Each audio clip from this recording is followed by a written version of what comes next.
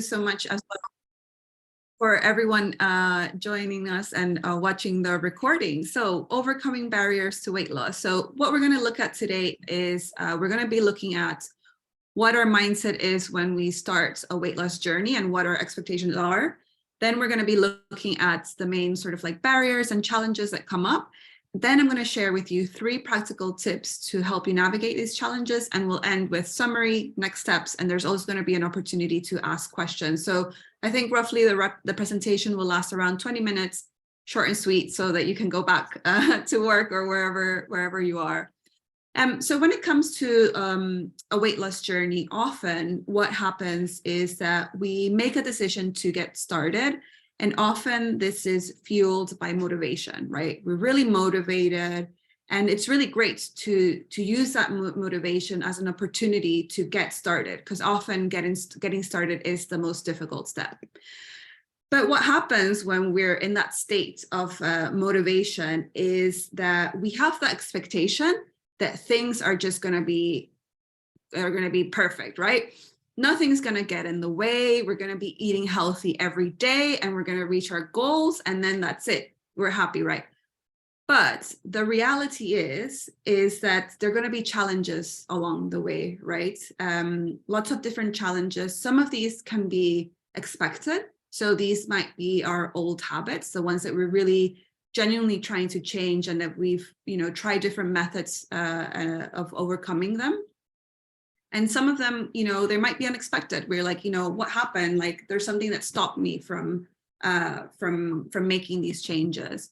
And so understanding that those challenges are going to happen are really important, because that means that we're not going to be blaming ourselves for failing. So what we're really going to be looking at today is how to overcome those challenges and what to do in those particular situations. But before moving on to the practical tips, I thought that we could look at those barriers in a little bit more detail. So some of those barriers might be that, we just don't know enough about nutrition. There's so much misinformation out there that it's difficult to navigate and understand, what we should be eating, what we shouldn't be eating. It might mean that we just don't know what to cook. So, we want something that's quick, easy, healthy, and budget friendly. That's a lot of criteria to meet. So which recipes do we choose? It might also mean too tired, too busy, we're not sleeping well, we're stressed, and that's leading to emotional eating. So lots of different challenges to navigate. We might also have family life. We don't know how to incorporate a routine with family life. And that might also mean lack of support. And that can be like a really lonely place if we don't have that support. We might also have challenges in dealing with hunger and cravings. And what we're really going to focus on today is how to navigate those unexpected situations.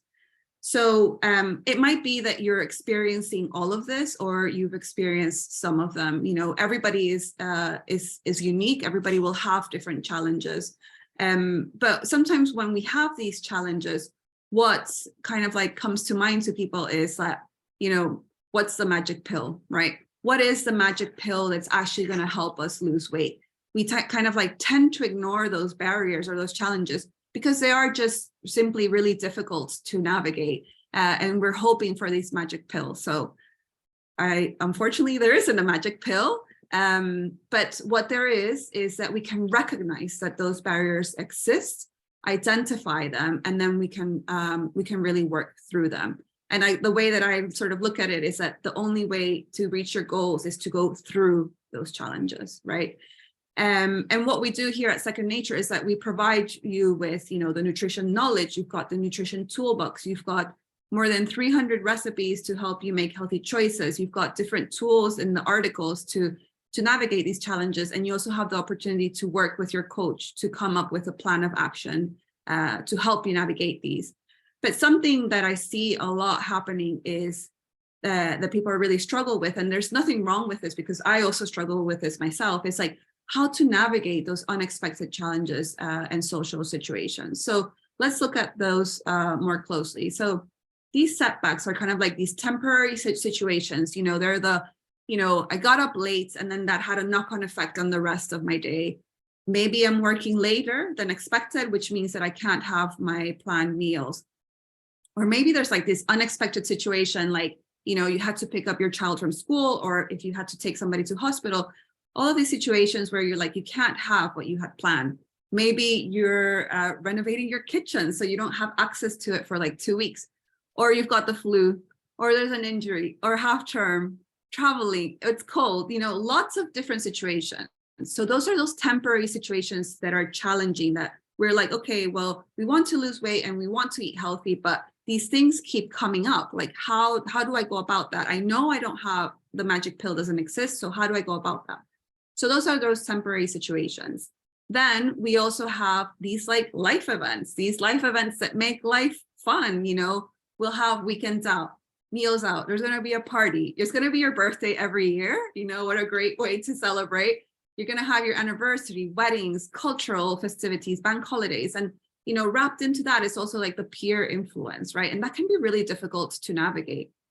Now, what all of these situations have in common is that they are all external situations, right? So these are things that are happening outside of ourselves. So they're challenges that we kind of like need to learn to navigate. And what I hear a lot of people saying is that, this is kind of like a setback, this is not something that I want happening. I want to be eating healthy. And I don't want this event to be happening. And so instead of like not wanting that event to happen or wishing it away, what we really need to look at is like what we think of the situation and our thoughts in relation to that situation. So it's not about like never going to a social event, or it's not about like, I wish I was never sick. I mean, obviously, like we want you to be healthy, but it's going to happen that we're going to be sick. But remember, this is what the journey is going to look like. There's going to be those different challenges that we're going to be faced with. And so if we look at those challenges in a different way, then that's what's going to help us overcome them. And one way that can be really helpful, before I move on to the practical tips, is to start thinking about how we actually label those situations, because the words that we use to describe our experiences really matter. So you might have noticed that I called it setbacks earlier, but I've been mentioning that they're challenges. So when we label something as a setback, it kind of, it means that it's preventing us from reaching our goal, right? But it also implies that it shouldn't happen, right? It's kind of like it's getting in the way, and we end up resenting it. And then we're like, I end up feeling like a failure because our expectation isn't really matching that reality. So what I would invite you to do is to, instead of labeling it a setback, label it as a challenge, or even label it as life. Because when you do that, what happens is that it gives you the opportunity to develop new strategies. And it instead, what happens is that it encourages this solution sort of like mindset, rather than thinking like, okay, it's just a failure, like feeling like you're underneath that rock. Instead, what we want to do is feel like we're pushing that rock. And when we're pushing that rock, we're gaining different tools and skills that's going to make it easier to push that rock up. And this also, I think, allows for greater self-compassion, right? It means that, we can also be more kind to ourselves, and that inner critic gets silenced, and we can bring in that inner ally to be like, like, I've got this. I can learn the tools. I can find the different solutions. The way that I see it myself and that I use in my personal life is that I say, this is life. And what I really need to do is find a way to navigate this. This might be a temporary situation, or might be a long-term situation. But what it really needs to happen is that I need to come up with a system that helps me navigate these life challenges.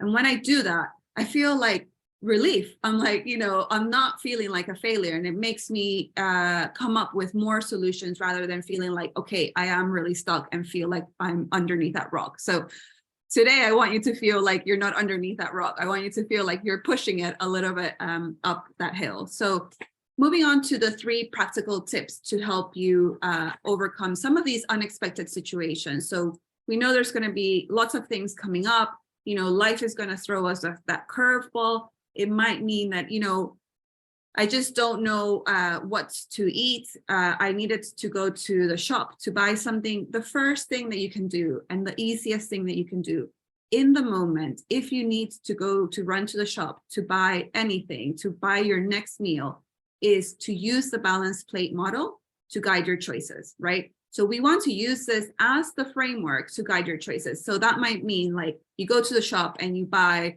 a pasta salad with some chicken or a couscous salad with some chickpeas. So use that as the framework to guide your choices. So that's going to give you the food you need, the energy you need to keep tackling that situation, right?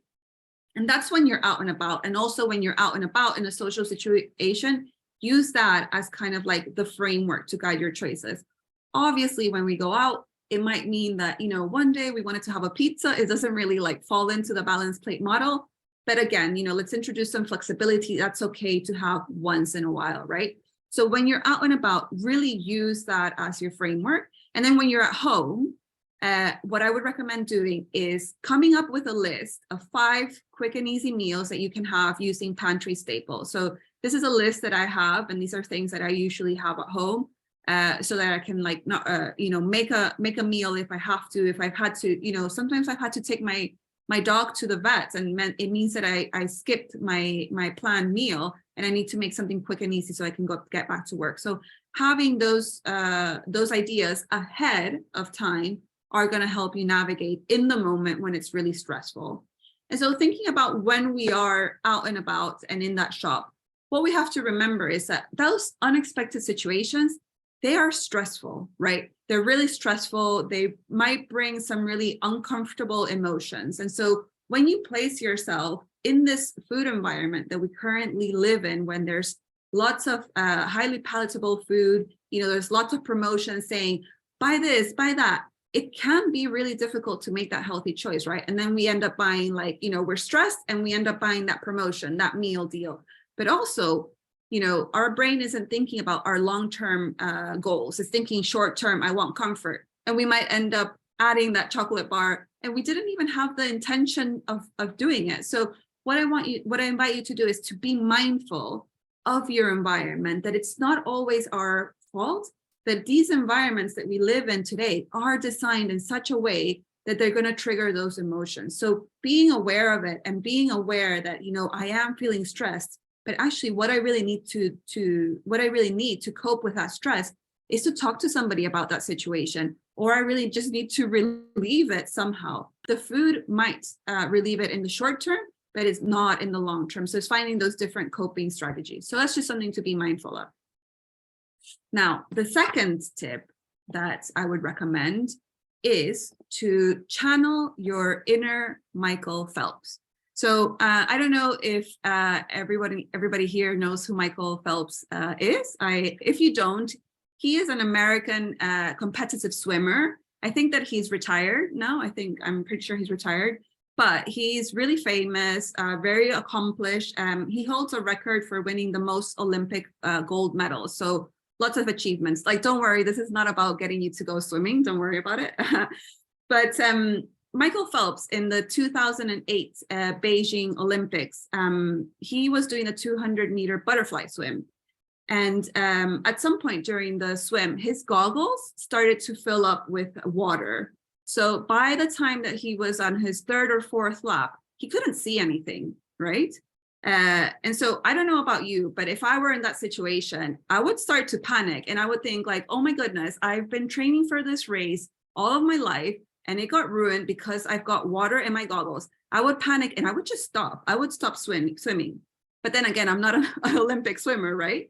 So despite this challenge, Michael Phelps, you know, not being able to see or anything, you know, biggest race of his life, he remained calm and focused, and he won the race, okay?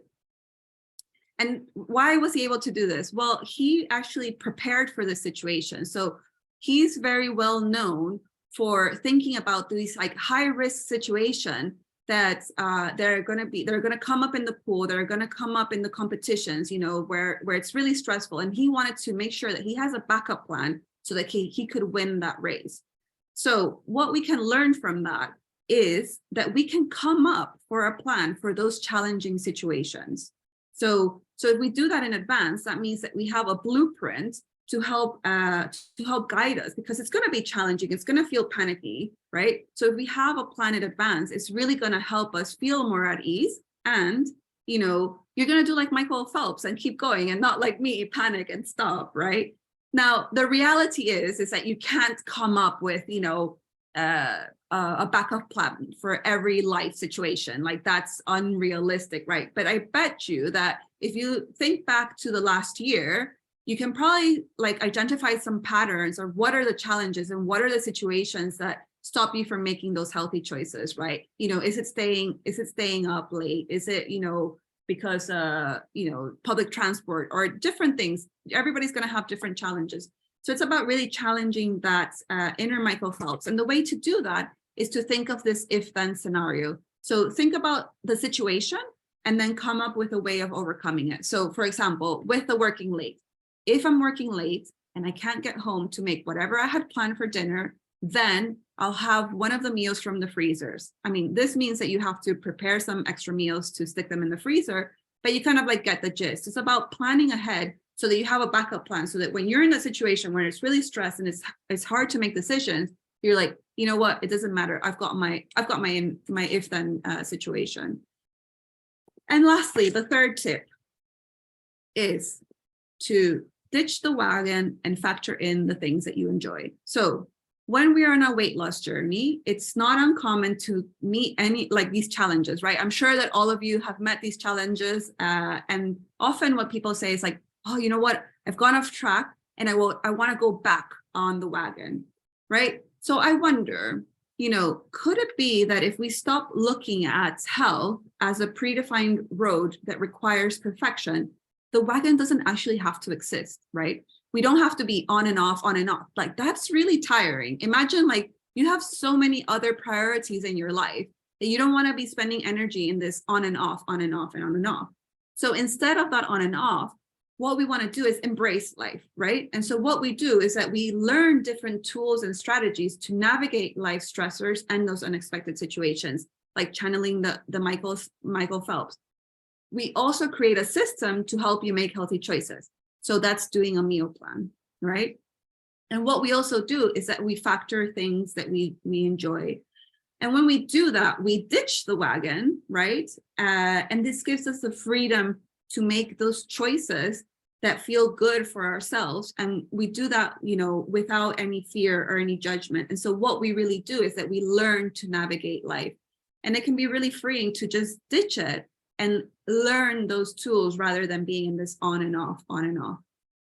And so just to summarize, the 3 strategies to help you overcome these challenges are: in the moment, wherever you are, use the balance plate model. That's going to be like the guiding kind of like principle. Print screen it, save it on your phone, print it out, put it on your fridge, anything, just as a reminder. So you get in the practice and the habit of using that to guide your choices. Channel your inner Michael Phelps. So he had water in his goggles. What is your challenge? That was his challenge. What is your challenge? Come up with those if-then scenarios. And then ditch the wagon and factor things that you enjoy.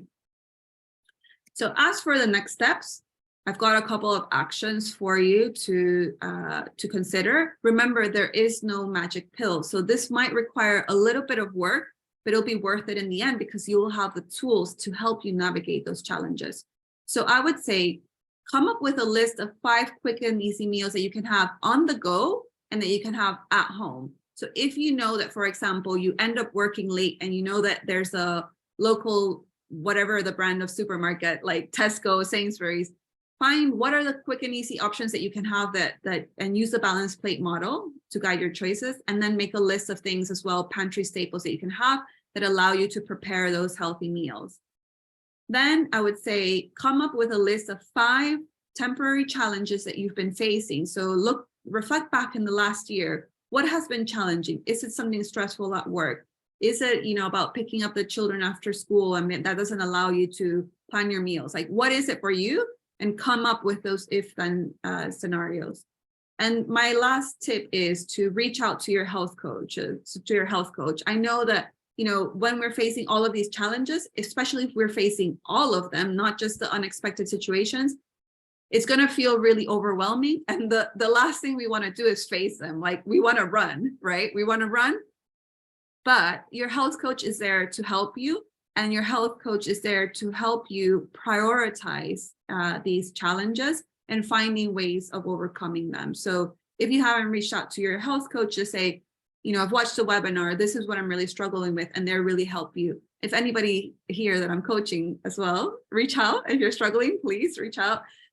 We're also in the nutrition in different communities. So I'm in the nutrition community. Grace is in the mindset community. Natasha, sorry, I can't remember which community you're on, but you can tell us later.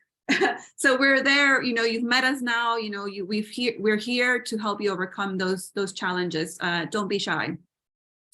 And so before we wrap up and open the floor for questions, I just wanted to share a quote. This was actually Grace that shared this with me when we were planning this presentation. And it just really sums up nicely at what we've been discussing. So it's a smooth sea never made a skilled sailor. And I think that just really highlights that facing challenges and difficult circumstances is the key for growth. That's what's going to help us build that resilience, that adaptability. And, it's not about just reaching our goals and getting to that destination. It's what we do along the way. That's what's going to shape us. And that's what's actually going to help us deal with those challenges that happen in life. So before, as well, just one more thing before we go over to questions. If you're not a Second Nature member, I just wanted to just explain a little bit more about what we do here at Second Nature. So we're a lifestyle program that exists to change minds about losing weight. So we do this by offering a program that uses behavioral science to change the way that you think about making healthy choices. So this program is delivered through an app, and you get a range of educational articles, recipes, different tools to help you along your journey, such as a meal planner, a tracker, a journal. And then in the articles, you also get additional tools that we've discussed. And more than anything, you also get your a personal health coach. So that's a registered nutritionist or dietitian to help you along your journey. So if you're interested in signing up, you can head over to the website and find out a little bit more about what we do. And so that's all for today for overcoming our barriers. I'm just going to stop sharing. Yes, there. So yes, quick and easy, and yeah, welcome any questions. Thank you so much, Yancy. I think from the chat, I think we're all going to be going away from this just channeling our inner Michael Phelps. I used to be a swimmer, so when you said that, it literally was like, oh my God, he was like my idol when I was younger. So yeah, if anyone's got any questions, please pop them in the Q&A. I have some here with me just while we get those coming in. And I just wanted to get your perspective on what your advice would be for someone who feels like they have to stop making changes. When we have all those external barriers, those temporary ones, but also those like bigger life events. Someone who feels like they have to stop making the changes if they fully can't commit and focus on everything that they want to focus on in order to make change. And then it's sort of, they want to come back to it when everything's sort of straight and narrow. What advice would you give to those people? Well, I would say it's like to think about the changes as, it's a lifestyle change and not like this on and off. So, throughout the day, you're going to have to eat, right? You're going to have to eat your 3 meals, and it's about making those small changes. So even though life is really difficult, even though you have those challenges, there are small things that you can do throughout the day to support you. So it doesn't have to be like this like overhaul. Sometimes when we think of weight loss, we think it's like this overhaul and we have to like remove everything and it has to be perfect. But even if it's really busy, think about like, what are your 3 main meals? What is it that you usually have?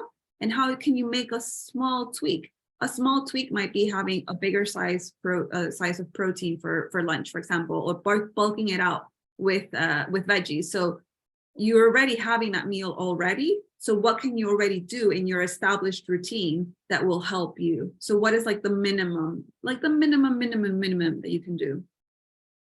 Yeah, love that. Grace, do you have any thoughts? Yeah, just to add to that, I think always question whether you are focusing on things that you can't control versus what you can. So I think when we get in situations where there's lots of barriers and, we're going through a big life event or life change, and you know, we find ourselves getting put up in thinking about all of those things that we can't do and we can't control that.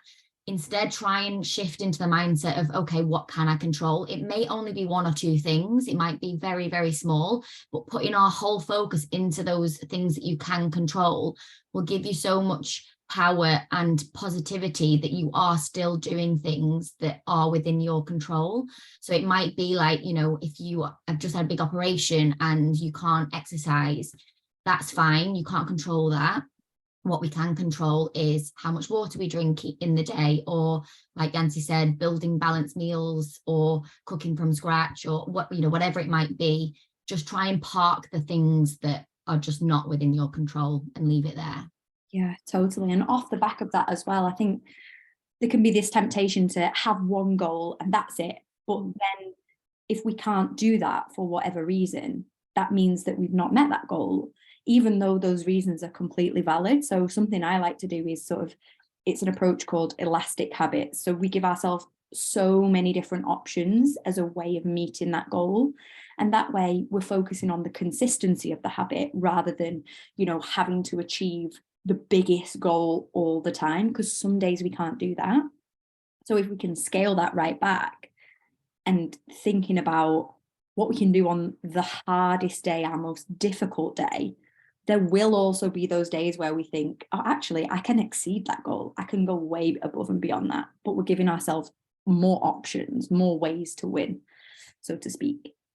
So we've got some fab questions coming in. So Jacqueline says, how do you recommend keeping things fresh? She's been on Second Nature for 12 months, has lost around 14 kilograms, but worry about becoming bored with the routine. So how do you keep things sort of fresh and new and different? Yeah, that I can kick things off. I think that's a really good question, because I think we often see that, you know, it's not new, exciting, I'm seeing loads of changes, I'm feeling really great anymore when you get further down the line. So I feel like there's two parts to this. I think it's either making sure that you add variety and keeping things fresh, you know, think of new recipes to try, find the enjoyment in like trying new things or mixing things up with your exercise routine, or trying a new class every now and again, or yeah, like I said, try new recipes or cooking with friends, things like that. I think you making sure that you add that variety and add that freshness is really key. But then also I think there's an element of reminding yourself that this is a lifestyle that makes you feel good for life, and really channeling that inner intrinsic motivation. That is kind of the next question, which I'm sure we can come on to separately, but really thinking about why you are eating this way. It's not just because you're losing weight. Obviously that's a great outcome, but actually, you know, making sure that you're building a lifestyle that feels good for you internally. You know, think about how you felt before making those changes and think about how you feel now. You know, do you feel better? What about you feels different? Is that going to help you then continue as much as that weight loss? You know, because I think reflecting on how we feel and the person that we're, or the life that we're living, is just as important as that weight loss as well. So always trying to tap into those intrinsic motivations. Mm-hmm. Yeah, I would also add to that, Grace, as well, is that, you know, you as you mentioned, I think it was Jacqueline, you know, you've reached your goal, and maybe some of the meals that you're having, like, it feels safe because those choices have helped you to reach your goal. But you recognize that now is a really good time to add that variety, because you're thinking long term. You're like, okay, I'm going to be doing this the rest of my life. So how can I keep that up? And the fact that you're recognizing it, it means that, okay, now is a good opportunity to experiment with it and use those nutrition guidelines to choose those recipes and have fun with it, and that you can still reach your goals as well. Yeah, I love that as well. And I also think that it's okay to regularly check in with yourself. You know, what might have been working for you and have been great 1 year ago. You know, we're a different person a year later. So check in. Does this work for me now? Do I want to be doing something different? And can I change things up? Can I change how I'm exercising? Can I change how, or actually, is it just working fine for now? And in 3 months' time, 6 months' time, I can revisit it. So have those check-ins with yourself. And just like Grace said, so Isabel, has said, any tips for increasing intrinsic motivation? So this question is specifically around ADHD and struggling without that external motivation and accountability, which I completely appreciate. So I guess there's two sort of arms to this question. Any tips for increasing that intrinsic motivation just generally, or how do we do that without that external motivation?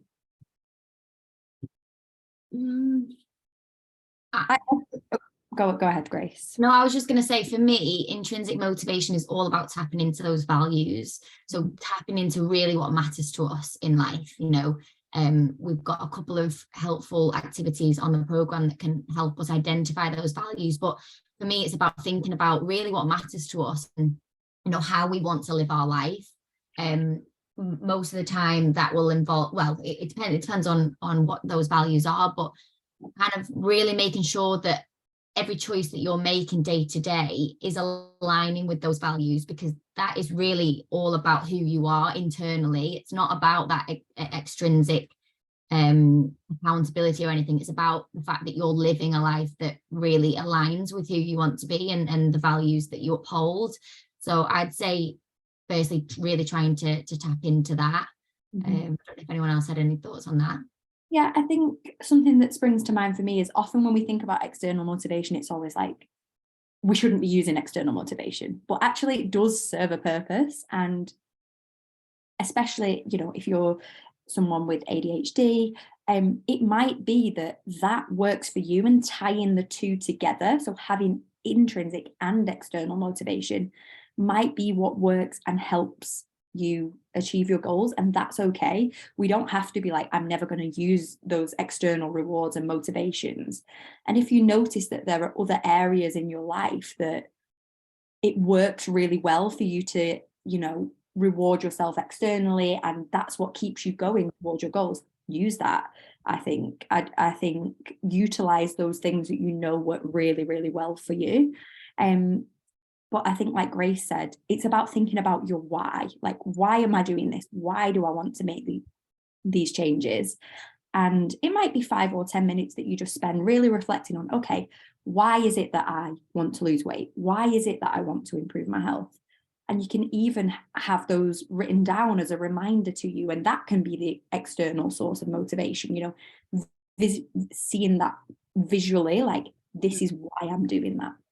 I would also add as well that you can like celebrate the actions that you're taking to reach your goal. So while you're finding out that why you want to lose weight, like what are the daily steps that you're taking each day, and celebrate that. And so like the more you celebrate that, the more positive you're going to feel, and so the more likely you're wanting to do them. And that's how you're like, okay, actually this taps into my values, because it taps into like health is important to me. So that's how you can use that external motivation of like ticking it off each day, whether that's in the app or you create your own little like habits journal, you know, and you see that, and then you're like, you feel good about it, and not just solely the weight loss, because in the end, those little steps, you celebrate them, they will help you reach your goal.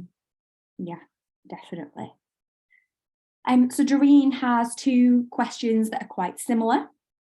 So how to overcome sweet foods that are brought in from someone else that might live in the house, so our husband or someone else that we're living with, because we then cave in and eat them. And also overcoming eating when maybe we're not hungry, but it's turning to eating for emotion. So again, two sort of arms to this question. So how do we navigate foods brought into our environment and craving them, and then also eating for reasons other than hunger? Yeah, I always find it's really challenging, right, when we're living with other people and we're trying to sort of like get that support, and there might sometimes be like these conflicts. So I think sometimes having that conversation with them to create that supportive environment can be helpful. But in the case of it, you know, it's that the conversation hasn't worked, and you know the person keeps bringing in the food. I think if you find yourself kind of like saying that you're caving in, that for me, and I might be wrong, gives an indication like, is there too much restriction going on? Like, are you still making sure that you are including some of those foods? Because it's not about restricting all of these types of foods, it's about including them. And then perhaps also noticing like when it is that you tend to cave in, like, is there a specific pattern or time of day, or like, is it when you have like family time, or is it a time when you are, you know, get to spend that time together as a couple? Like, try to find out like what it is, and that can help you identify the strategy to overcome it. Yeah, I love that. Just to add on the restriction part as well is, you know, when we tell ourselves that we can't have something, it just makes us want it more. So if you're constantly telling yourself when the chocolate or the food is lying around that you can't have it, that is not going to go away, that little niggle in the back of your mind, because you're constantly going to be thinking, oh, like I'm told I'm not, you know, it happens in so many areas of our lives, or we're told we can't do something, it makes us want to do it more. So tell yourself that absolutely you can have them whenever you want. You know, there's no restriction there. You can have that chocolate that's out on the side whenever you want it, because what that does then is it frees up headspace to decide actually whether you do genuinely want them. Are you feeling hungry? Are you feeling, you know, are you actually feeling that this is going to be a positive choice for you? And if it's not, you may then think, oh, well, actually, I don't need some now. I might have some later if I really want them. But in that moment, you're basing your decision on actually how you feel in that moment, rather than just going against that rebellion that you've put in, you know, in place for yourself.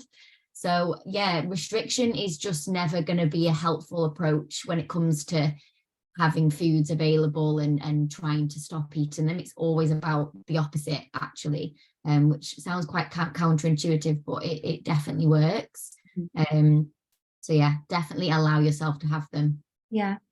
And just on the second part of the question, like, any tips on overcoming eating when, you know, we feel like it's more emotional? You know, Darina's mentioned feeling busy or tired or upset that they weren't maybe able to go to the gym, and then we turn to eating instead as a sort of way of dealing with that.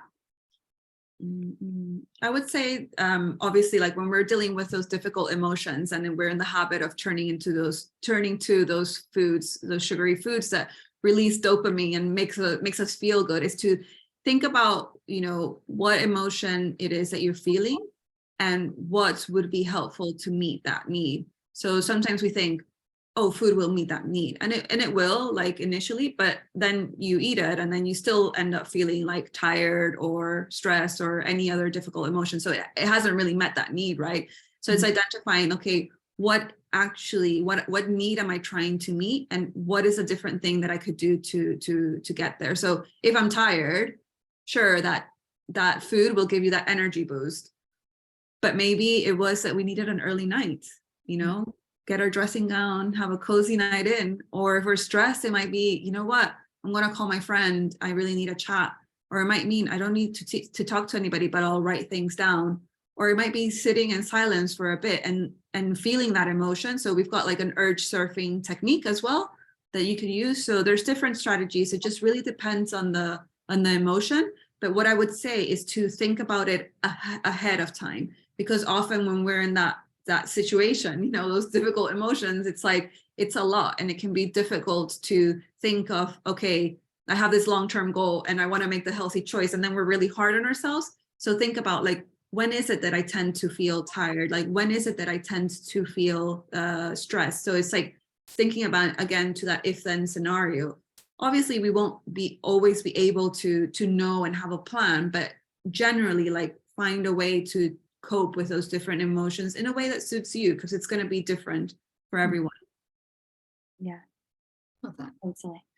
The next question is similar. So we've got the same question from James and Nelly, and that's around advice if you've been losing weight and plateau, or how to stay motivated even though the weight isn't coming off. Yeah, this can be hard because, like, you know, if we're all here for weight loss purposes and we're wanting to lose weight, when we don't see that happening, it can be really disheartening. But I think firstly, there's so much power in accepting that is normal and accepting that will happen.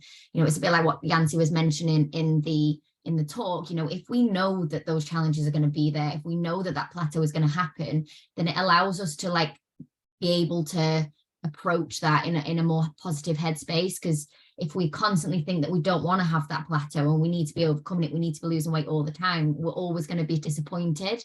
So firstly, accept that plateaus are really normal and actually quite a positive thing, because what we're doing when we're plateauing on our weight loss is locking in a new weight.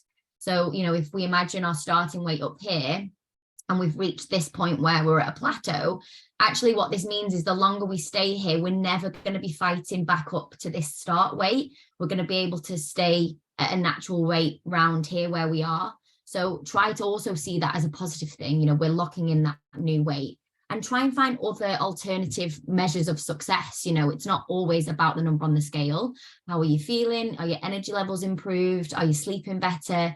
Do you feel like your fitness is improving? Is your relationship with food changing? You know, really try and explore what else is going on for you, because the likelihood is you'll be seeing progress in other ways that isn't actually related to the number on the scale. And, you know, we can then again keep that positive headspace to continue on the journey.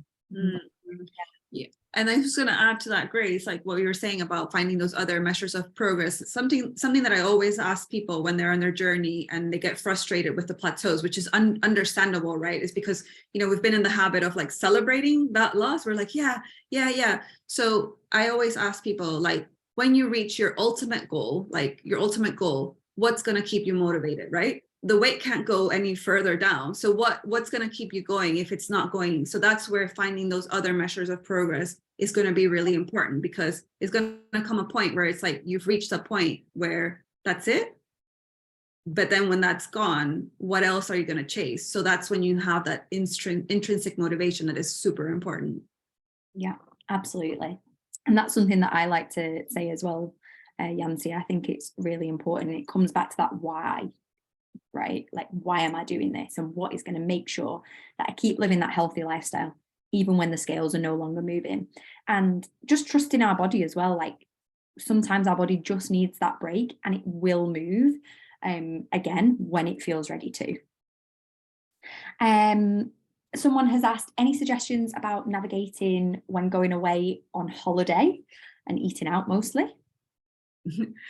Yeah, I was just thinking, I don't know why, I was just excited for you that you're going on holiday, because like holidays are just such a great opportunity, especially if you are going abroad. I don't know where you're going, but even if you go to different parts of the UK or wherever you are in your home country, it's like such a great opportunity to try different foods and to explore, to get to know the culture, to get to know like the locals. So it's a really great opportunity to, you know, get together, celebrate, take a break, get a break from your routine. But obviously, if we're trying to lose weight, we also want to kind of like perhaps keep on top of things. So I would say to focus on, you know, keeping like the foundation, have 3 main meals, use the balanced plate model where possible, and include those kind of like local foods. So perhaps instead of going for like, okay, it's a holiday, it's an excuse to eat all of these like ultra processed food, maybe it's like, okay, this is a holiday, I'll keep to my routine loosely, but I'll include the things that I enjoy. But what I also find that it's not always the holiday that gets people, it's actually like the getting back, because they come back without a plan of action. And so that means that it's like they see getting back as an extension of the holiday. And then all of a sudden, 1 month has passed, 2 months have passed, and we didn't have that. So it's again, that if then scenario, you know, if I go on holiday, then I'm going to come back and have a plan of action to get back into. But I just enjoy your holiday as well, really. Like, it's really about that embracing life and moving away from that on and off kind of situation. Yeah, I think something that I always say to people that I work with is to have a couple of like non-negotiables. So when you're away, think about, okay, for the next week, I want to make sure that I drink my water every day, and I'm going to get my steps in, or if there's a pool, I'm going to get some exercise in. And that's all I have to do. Anything that I do above and beyond that is an added bonus and a huge win. But all I have to focus on is 2 really small non-negotiables. And then when I'm back, that keeps me progressing towards my goals and gives me that foundation to carry on building on. And I get to enjoy my holiday as well. Yeah. And then just 2 more questions. So Catherine, how do you rate like meal box subscriptions, particularly ones that have got like the healthy option is like a low calorie option? how would you rate those? Is it good to use those sorts of things to help us on our journey, or would we be better using, something like the Second Nature recipes, for instance? I think they can really serve a purpose, these types of recipe boxes. I'm a big fan of some of them occasionally, once in a while, just to mix up my meals. But I think it really comes down to the balance of each meal. They can be quite carb heavy sometimes. So if they're like a pasta dish or a risotto, or, something that is solely carb based, they can be quite carb heavy. So I would really just try and focus on making sure that they fit that balanced plate model. Like Yancy was saying, that's really the main focus when we're choosing our meals. It's always going back to that fail safe of, has it got lots of vegetables, has it got carbs, has it got protein, and has it got a serving of fat? And we can try and use our knowledge from the Second Nature program to try and kind of see how each meal on those meal recipe boxes look. There might be times where you might need to omit the sugar. Sometimes they add honey to some of the sauces, so we can try and get rid of the added sugar. And also you might want to add some extra vegetables to those meals, however they come. So if it is a pasta dish and you really like the look of it, could you serve less pasta but then bulk it out with more veg that you've added yourself? So if you find that a helpful approach, it's absolutely fine to do that. Just try and use your own judgment when choosing the meals, and make adaptations where you can. Yeah, I would also say as well, I think, Grace, like what you said, there's such a great way to make some healthy choices, if things are really busy. But I find as well, on top of like using the balanced plate model, is that sometimes the proteins sources are a bit too small. So I would say try them out, cook them, bulk it with veggies, but rate how you feel. Like, do you feel full after them? And it might mean that you can save the recipe card and then make them buying your own ingredients and increase the protein size, because that's just something that I've noticed, that it doesn't keep me full till like I go to bed. Sometimes it's like 2 hours after I feel hungry, even though I've balanced it. It was just the protein source is a bit too small. So that's just something to consider as well. And the great thing is that you can save the recipe cards. I think HelloFresh does that as well. So you have that variety. So again, saving that recipe card means that you can save them and be like, okay, this is something that I can have when I want something different as well. Yeah, just on the, I know you mentioned calories as well. One thing to note as well is that even if it's low calories, again, they might not necessarily be the most balanced. So I would try and, instead of looking at how many calories they have they got each of the food groups that we mentioned? Because quite often the low calorie ones, like Yancy says, haven't got much protein, or they've not got many vegetables or something, so they might still need tweaking. So even if it's higher in calories, it might be more balanced than some of the lower calorie options. Definitely. And then final question, which was just in the chat, and it's more and this one's from Hazel, and she just wants to know if we have any ideas, if you generally hate making decisions around what to eat and have the same foods each day and don't really have an interest in food, and this is sort of impacting your journey towards your health goals. So how would you go about tackling this? Maybe sort of making things more exciting, but also keeping things easy, so not overwhelming.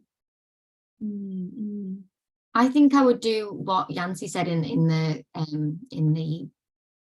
talk, and try and just write down a list of staple meals that you like to make, or that you like to eat, that you don't find too difficult to cook, that feel quite easy for you, but you're going to enjoy it. And there's nothing wrong with using those meals on repeat and having them regularly in your weekly meal plan. There's absolutely nothing wrong with that if they feel positive for you. So really just try and think about which ones you enjoy and which ones you feel that you can make without much stress, because we definitely don't want you to be feeling like stressful. And it can be occasionally, if you're thinking about all of these different types of recipes and having to mix things up all the time. It really doesn't have to be like that. We can stick to what we know, we can stick to the types of foods that we like, and really just go with that. There's nothing wrong with that at all. Yeah, and I would say as well, you know, kudos to you, Hazel, for like trying to make this change. Like 40 years, I can understand that's been a habit that's been ingrained, and you're really trying to embrace it and make a change. So it's great that you've come today, and hopefully the tips that Grace shared have helped. I'm not sure if you're a member or not. It's like, if you are, reach out to your health coach, and if not, you know, take a look at our Instagram. We've got like loads of recipes there, our website as well, to just give you inspiration and really start small. You know, it doesn't have to be like that big overhaul, as we mentioned. Just small changes can make a big difference, and reflect on it as well on your journey, so that you can see what's working and what's not. Yeah, because I think, like you've both said, there can be this misconception that when we're on this journey, we have to like have this total overhaul of our lifestyle.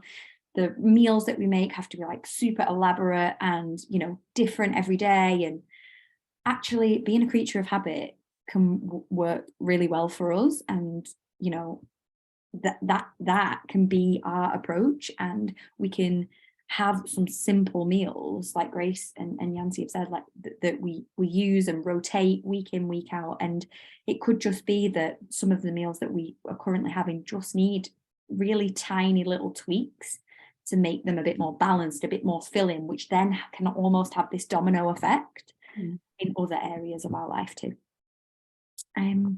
That is it for the questions. Thank you everyone for submitting them, and thank you so much, Yancy, for an amazing presentation, and Grace for your questions, responses to the questions.